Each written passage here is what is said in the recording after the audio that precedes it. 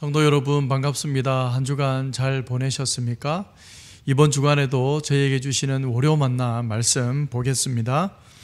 오늘 말씀은 출애굽기 25장 1절에서 9절까지의 말씀입니다.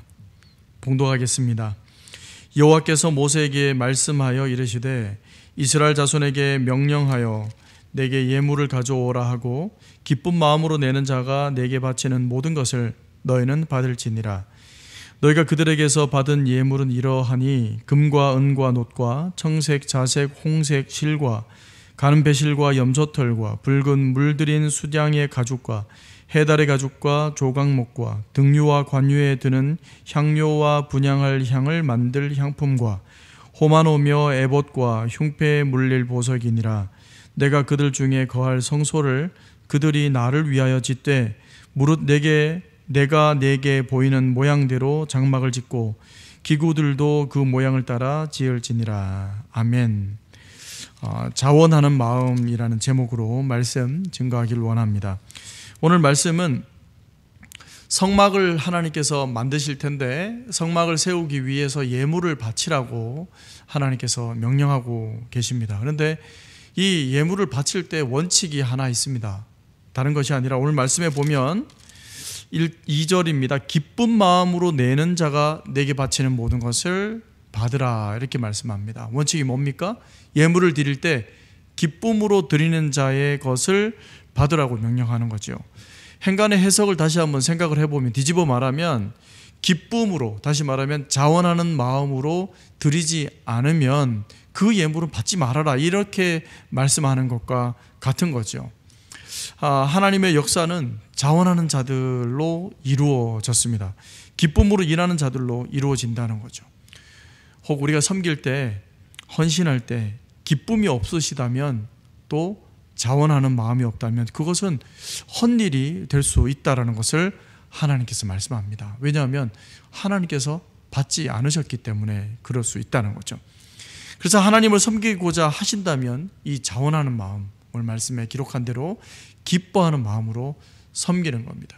그리고 하나님께서 드렸으면 대가를 바라지 않고 드린 그 마음, 진실된 마음으로, 기뻐하는 마음으로 하나님께 영광 돌리는 것, 그것이 다가 되어야 한다는 거예요. 하나님께 드리고 다시 뭔가 하나님으로 통해서 받으려고 하는 마음이 있다면 그것도 진실된 마음이 아니라는 거죠. 왜냐하면 하나님은 예물을 원하시는 것이 아니라 그 기쁜 마음으로 드리는 그 마음을 원하시기 때문에 그렇습니다. 여러분 다 알고 계시듯이 아나니라와 삽비라 이야기를 합니다. 사도행전 5장 1절에서 11절까지 보시면 이 사건이 나오는데요. 결국에는 어떻게 되었습니까? 아나니라와 삽비라는 목숨을 잃게 됩니다.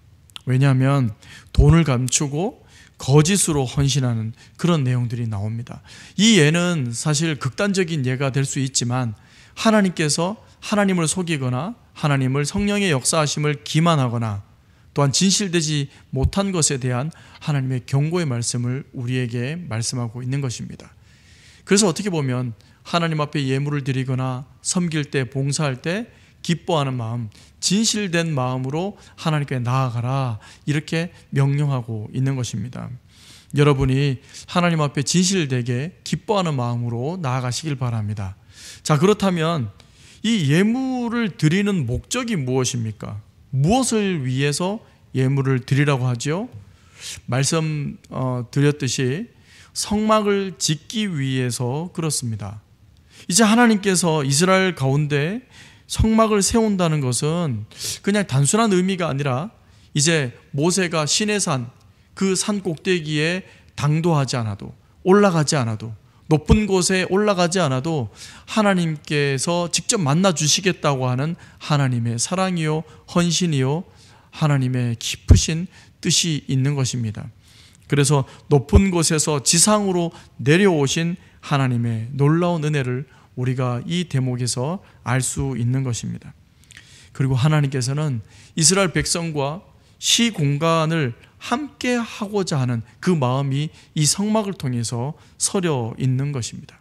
늘 백성과 함께 하시고 또 늘 백성이 있는 것 그 자리에서 함께 하심으로 이 백성의 고충을, 백성의 이 희노애락을 함께 경험하고 함께 동행하겠다라는 약속의 말씀과 동일한 의미가 아니겠습니까? 하나님께서 그런 의미에서 하나님께서 왜 성막을 지어라 하셨습니까? 성막이 없으면 하나님께서 임재하지 못하고 여기저기 다니실 수 없는 분이십니까? 그렇지 않습니다.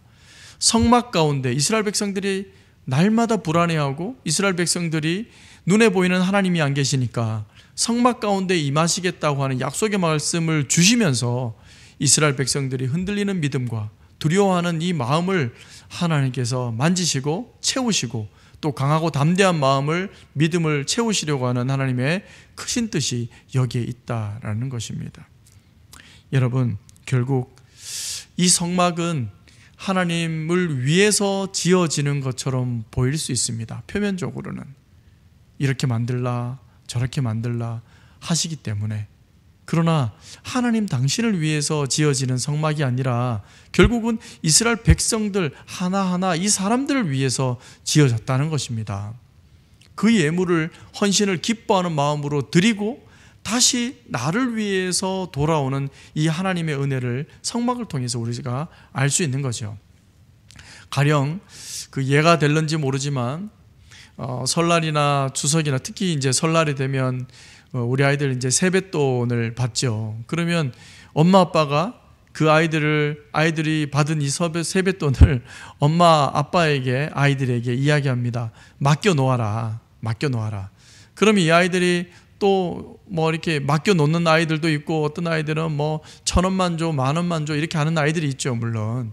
그런데 이 돈을 맡기고 세뱃돈을 맡겨 놓으면 이 엄마 아빠를 위해서 그 맡겨 놓는 것이겠습니까? 결국엔 이 아이들에게 나중에 저금을 해서 이 아이들이 대학교를 갈 때나 또 가끔 필요한 내용들이 있으면 그것을 가지고 이 아이들을 위해서 사용하는 것 아니겠습니까?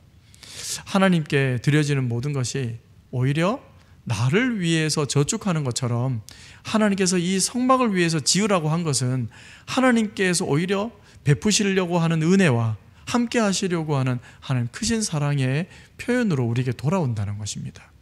여러분, 꼭 이렇게 돌아오는 것을 기대하면서 섬기는 것은 아니겠지만 하나님께 진심으로 또 진실로 기뻐하는 마음으로 섬길 때 하나님께서 그 기뻐하는 마음을 보시고 더 기뻐하시고 다시 하나님께서 돌려주시는 놀라운 은혜가 있을 줄 압니다.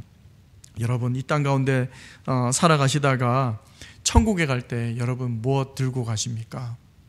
제가 장례를 집례할 때마다 자그마한 이 관에 누워 계시는 고인들을 이렇게 뵈면 인생이 참으로 헛헛하고 허망하고 인생이 참으로 외롭구나 이런 생각을 많이 할 때가 있습니다. 여러분, 관 속에서 넣을 수 있는 것 몇 가지 되지 않습니다. 죽으면 천국 갈 때 여러분 가지고 가시겠습니까? 재물을 갖고 가겠습니까? 금덩이를 가지고 가시겠습니까? 다 놓고 가는 겁니다. 여러분, 인생 가운데 우리가 천국에 갈 때 가지고 가기보다 살아생전에 천국에 금은 보화를 쌓아놓아라 이렇게 말씀합니다. 마태복음 16장 19절에서 24절에 보시면 특별히 19절 20절 제가 한번 읽어보겠습니다.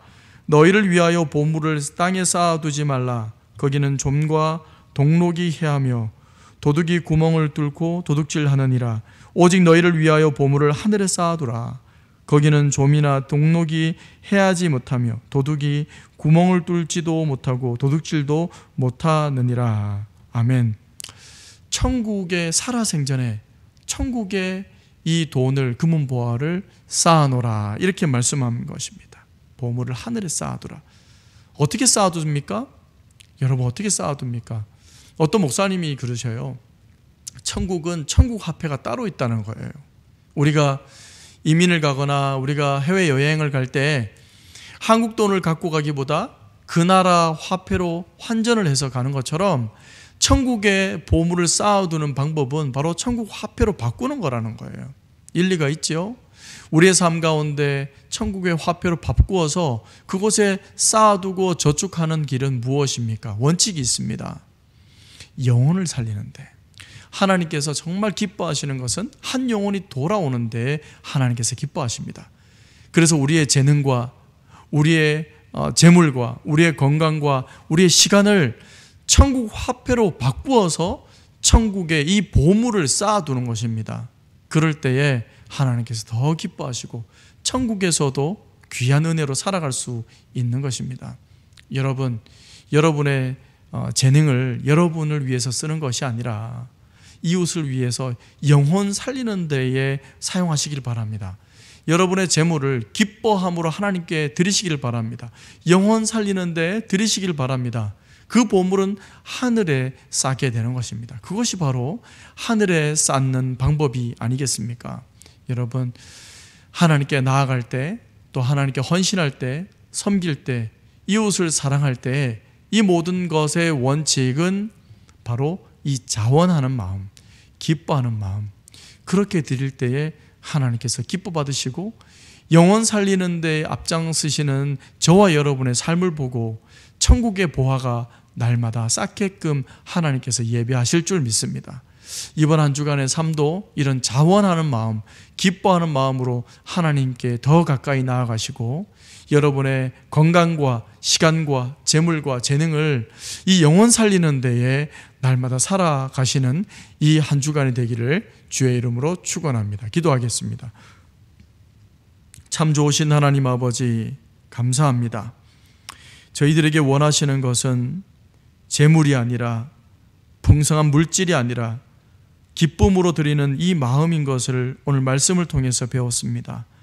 주님, 저희들 날마다 자원하는 심정으로 날마다 주님께 나아가게 하시고 헌신하고 봉사할 때 더 기쁜 마음으로 아끼지 아니하고 하나님께 드리고 영혼 살리는 데에 앞장서는 저희들 될 수 있도록 축복하여 주시옵소서. 그래서 보물을 하늘에 쌓아두는 지혜로운 자로 살아갈 수 있도록 저희들 인도하여 주시옵소서. 감사하옵고 예수님 이름으로 기도하옵나이다. 아멘.